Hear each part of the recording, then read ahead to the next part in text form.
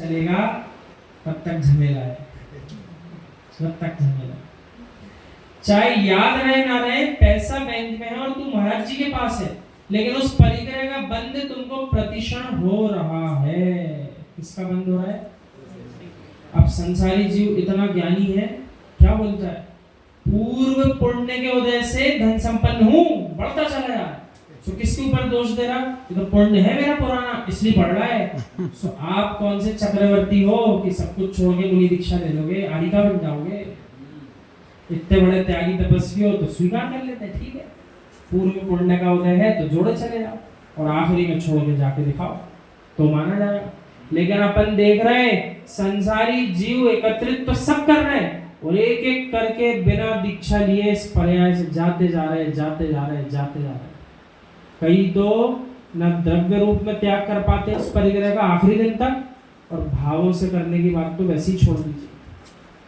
बोलना भिन्न विषय होता है, कुछ हमारा नहीं है भैया, कुछ हमारा नहीं है। कोई एक कील भी निकालने आ जाए ना घर से तो दुख होगा, अपनी कील निकाल के ले जाए, कब ला कर दो, होता है कि नहीं होता है?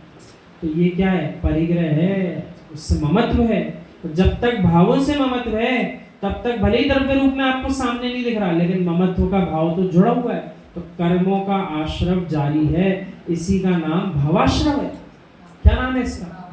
भावाश्रव। द्रव्याश्रव भी होता है, भावाश्रव भी होता है।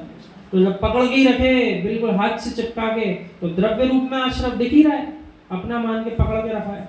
और नहीं भी पकड़ के रखा तब भी मोह की रस्सी तो बंधी हुई है, तो वस्तु को कहीं जाने नहीं देगा, ओझल नहीं होने देगा।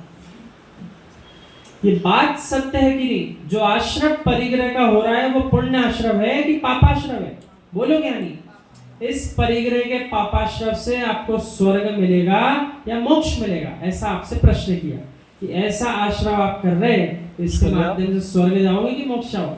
आश्रव का जब तक अपने साथ क्रम चल रहा है तब तक जीव ना मोक्ष जा पाएगा और ना जब तक स्वर्ग जा पाएगा। स्वर्ग भी जाना हो तब भी अपन को आश्रव की स्थिति को न्यून करना पड़ेगा। यानी जितनी मंदतम कषाय होगी तभी जीव के लिए प्रसंग बनेगा कि वो जीव स्वर्ग में जा पाए। न स्वर्ग मिलेगा न मोक्ष मिलेगा, फिर क्या मिलेगा? तो आचार्य श्री कह रहे हैं नरक मिलेगा। क्या मिलेगा? उत्तर दे दिया आपको, नरक मिलेगा। धन्य हो। इतना जानने के बाद भी आप छाती से लगा करके क्यों बैठे हो? यानी सबको पता है, सब सुन रहे हैं, सब जान रहे हैं, आचार्य श्री आखिरी में प्रश्न कर रहे हैं, फिर छाती से लगा करके सब लोग क्यों बैठे हो? तो इसका अर्थ है मोह महामद पियो अनादि। उत्तर अपन को देना पड़ेगा महाराज जी। महाराज जी, मोह महामद पियो अनादि, हमने मोह रूपी मद अनादि काल से पिया है, सो हमारा ये जो नशा है उतर नहीं पा रहा, इस पर्याय में आके भी नहीं उतर पा रहा। यानी ये देखो मोह रूपी मद कितना प्रगाढ़ है। पूर्व की पर्यायों में जितना मोह मद पिया, इस पर्याय में भी पीते चले आ रहे हैं और इस मोह मद को छोड़ नहीं पा रहे, ऐसी आदत लगी है, इसलिए भटक रहे हैं। ब्रह्म आरंभ परिग्रहत्वम नारकस्य आयुषः तत्वात् सूत्र जी का सूत्र है, बहुत आरंभ परिग्रह करेगा तो नरक को प्राप्त करेगा। कहाँ जाना पड़ेगा? जो जितना अधिक आरंभ और परिग्रह करेगा वो नरक को प्राप्त करेगा। सो नरक भी कोई एक है क्या? नरक भी 7 है और 7 नरकों में भी पटल होते हैं अलग अलग। सो 49 पटल है 7 नरकों में। अब उन 49 पटलों पर भी हर जीव अलग अलग पटल पर कैसे जा रहा है? जो जितना अधिक परिग्रह करता है वो उतने ही नीचे के नरक में जाता है, जो जितना अधिक करता है। चक्रवर्ती जैसे जीव के लिए लिखा जिसके पास सबसे ज्यादा धन संपत्ति है, यदि उसे जीव ने सब कुछ मन से त्याग नहीं करा, दिगंबरी दीक्षा नहीं ली, तो उसे जैसे पुण्यशाली जीव को भी बोला है नरक जाना पड़ेगा। उसकी अपेक्षा से अपने पास कुछ नहीं है, लेकिन जितना ममत्व उसका होता है उतना ही ममत्व सारे संसारियों का थोड़ी थोड़ी संपत्ति में।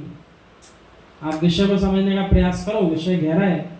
भले ही चक्रवर्तियों जैसी संपत्ति प्रत्येक जीव के पास नहीं है, लेकिन जितनी भी मिली है वो तो कह रहा है प्राप्त ही पर्याप्त है। क्या बोल रहा है? जितनी प्राप्त हुई वो हमारे लिए पर्याप्त है, उसी में ममत्व करके बैठा है। सो उतने से सीमित द्रव्य में भी परिग्रह मानकर बैठा रहेगा क्या तब भी नरक नहीं जाना पड़ेगा? क्या जाना पड़ेगा? अभी तो देखो अपन को बोलने में कैसी कपकपी आ रही कि नरक जाना पड़ेगा बोलने में, लेकिन काम क्या चल रहा है? परिग्रह इकट्ठे करने के ही चल रहा है अपने। महाराज जी कितना समझाते हैं अपन सबको, ना स्वर्ग मिल रहा ना मोक्ष मिल रहा, ऐसा स्पष्ट लिखा है। बहुत आरंभ परिग्रह करेगा तो नरक को प्राप्त करेगा। इसलिए आप देखो ना प्रतिमाओं में, प्रतिमा के नाम क्या? आरंभ त्याग प्रतिमा, परिग्रह त्याग प्रतिमा। आगे आगे चलो क्रम से तो ये प्रतिमा पहली आ जाती है क्षुल्लक जी बनने के पहले। आरंभ त्याग, परिग्रह त्याग, इसका अर्थ क्या है? जीव के लिए विधि विधान बना दिया। अब भैया तुम नया व्यापार भी मत करो, अब तुम कोई सर्विस आदि भी मत करो। अब तो जो तुम्हारी गृहस्थी में जोड़ के रखा था, तो तुम्हारे जो आश्रित जीव थे, अब वे तुम्हारे लिए क्या करेंगे? व्यवस्था जो बना रहे उसमें तुम अपना जीवन यापन करो। परिग्रह त्याग प्रतिमा, तुम कोई नया परिग्रह एकत्रित मत करो।